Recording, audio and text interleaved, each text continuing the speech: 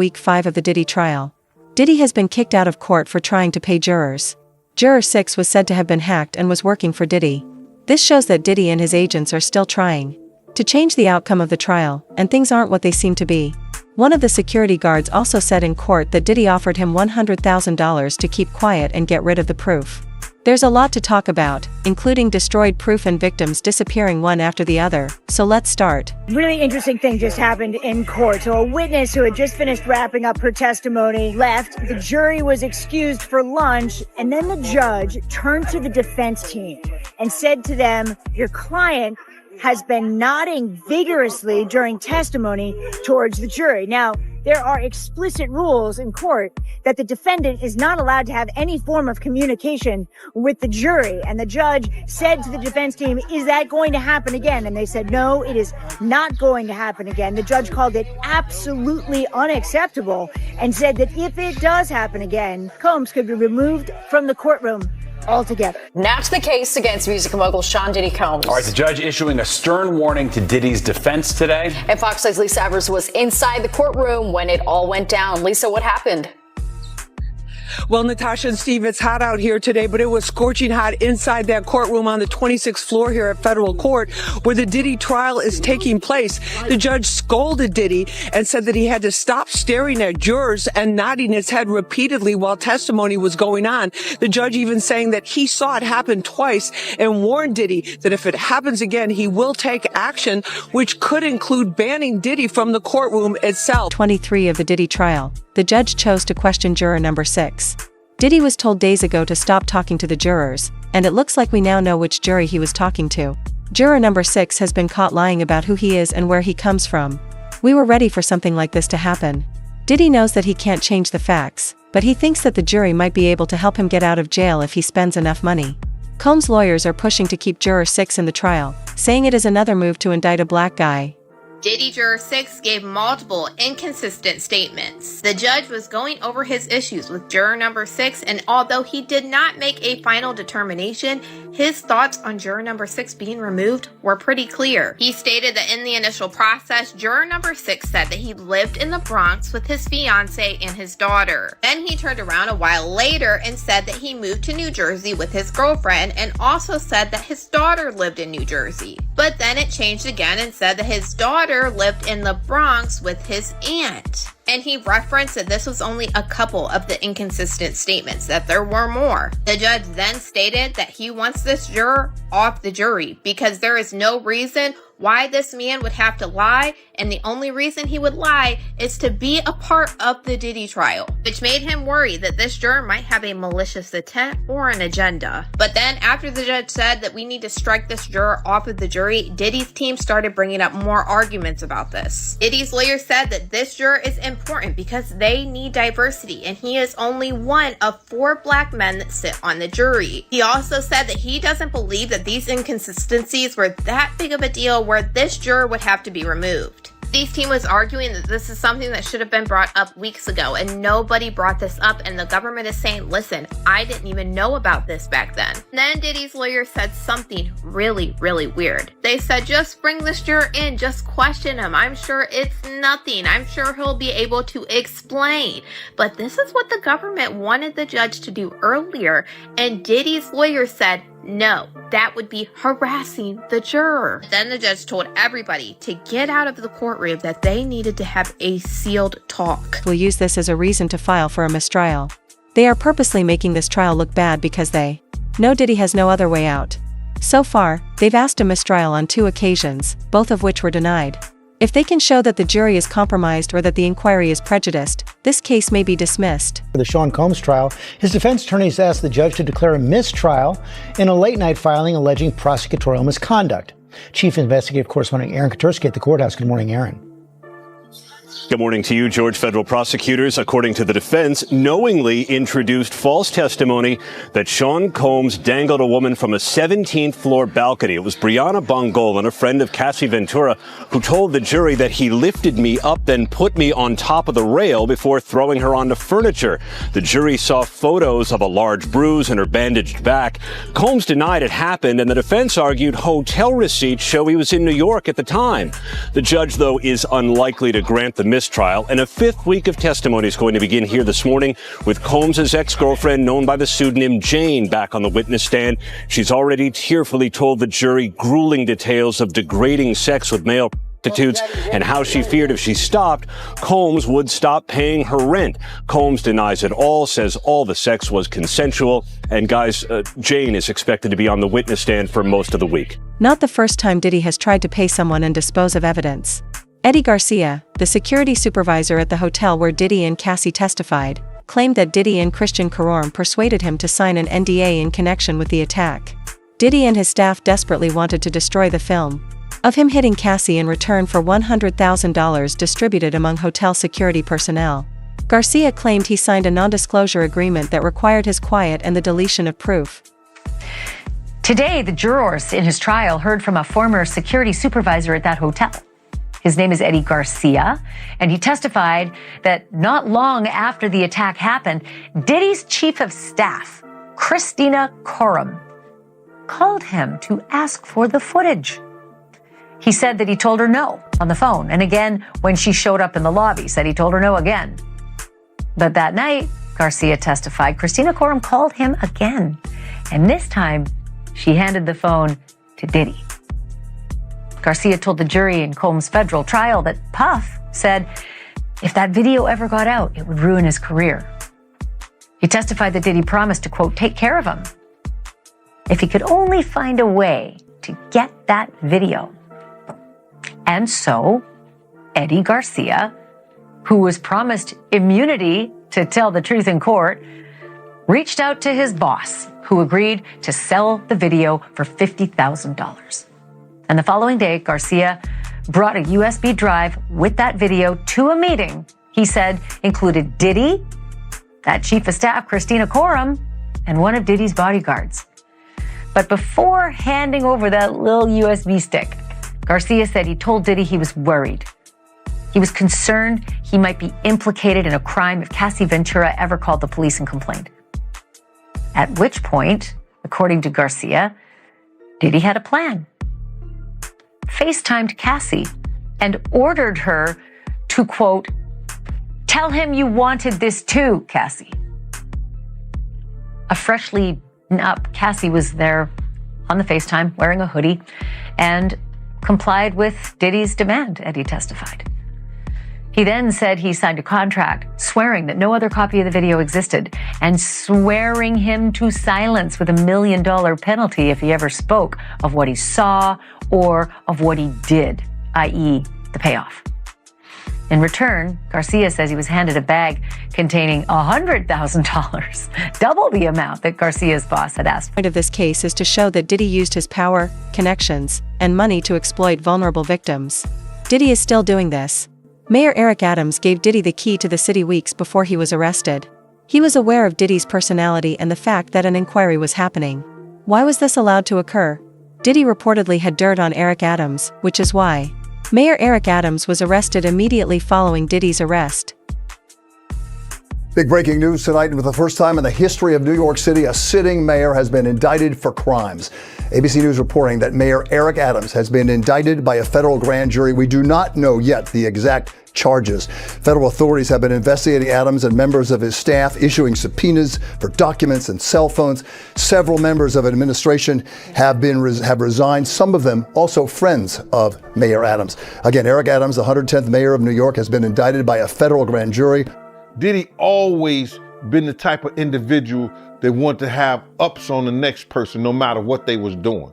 He did the stuff to Ja Rule so he could go after Jay-Z.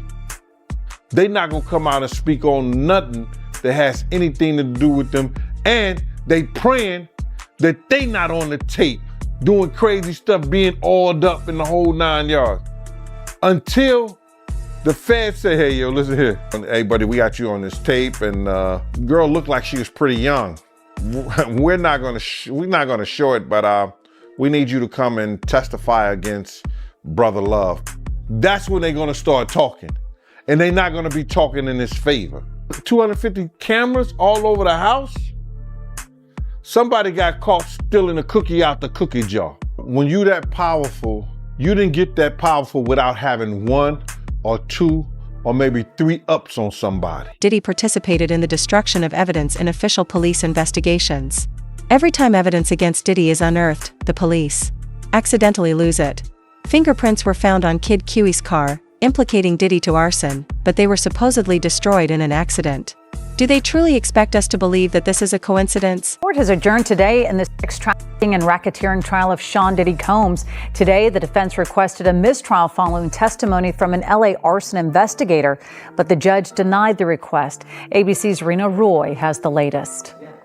A mistrial request denied in the federal criminal trial of Sean Diddy Combs. His defense team accusing the government of prosecutorial misconduct during the testimony of a Los Angeles arson investigator who spoke about fingerprints that were lifted from the front door of rapper Kid Cudi's home as part of an investigation into a break-in there in 2011.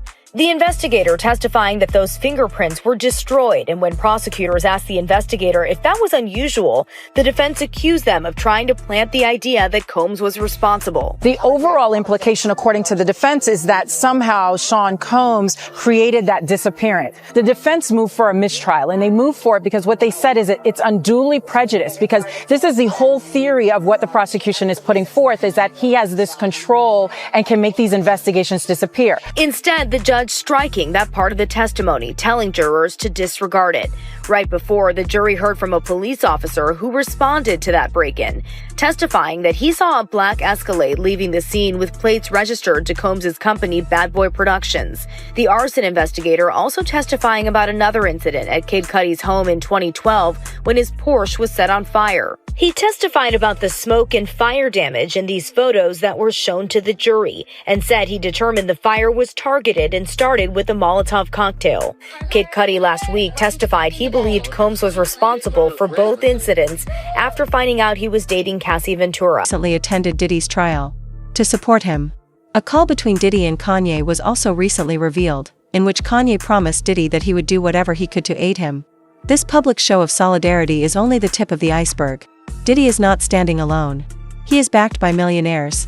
Some, like Kanye, are bold enough to be seen, while others work silently behind the scenes, pulling strings and sheltering Diddy from responsibility. Their impact is the sole reason Diddy has eluded justice for so long. Ye, formerly known as Kanye West, has made a surprise appearance at Sean Diddy Combs' criminal trial on Friday. Why'd you show up today? Is he about to testify? He expressed support for his fellow rapper as he defends against sex trafficking charges. Burn your head today, Mr. West. Did you speak?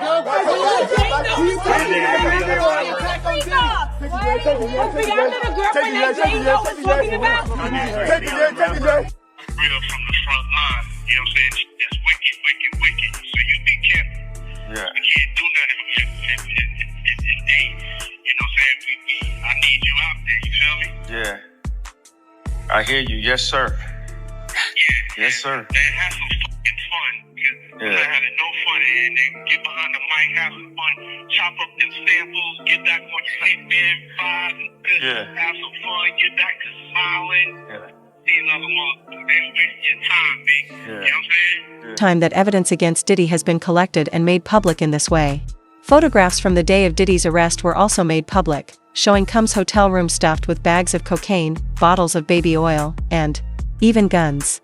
Homeland Security officers stated that they found $9,000 in cash in Diddy's hotel room, indicating that Diddy was having a freak-out session just hours before their arrival. Also tonight, our first look inside Combs' Miami mansion, the day federal agents busted the gate open last year to raid it. A federal agent testifying about the evidence, guns and ammo seized from Diddy's home that were found near alleged freak-off supplies, which included dozens of bottles of baby oil and boxes of platform heels, bondage restraints, and bundles of rope. Also photographed as evidence that day, motivational messages on Combs' bathroom mirror that included "You a legend" and "Upward motion," and drugs. Lots of drugs, including ones found in plastic bags inside a Gucci bag, and orange tablets with the Tesla logo that tested positive for LSD. So we just got new exhibits today. Take a look at these photos that prosecutors have just released. They're pictures of Diddy's former girlfriend, Cassie Ventura, with what she says are bruises on her back and legs, which you can see here, and also a gash above her eye. Also released today, some pictures from when Diddy was arrested in September of last year at the Park Hyatt Hotel in New York.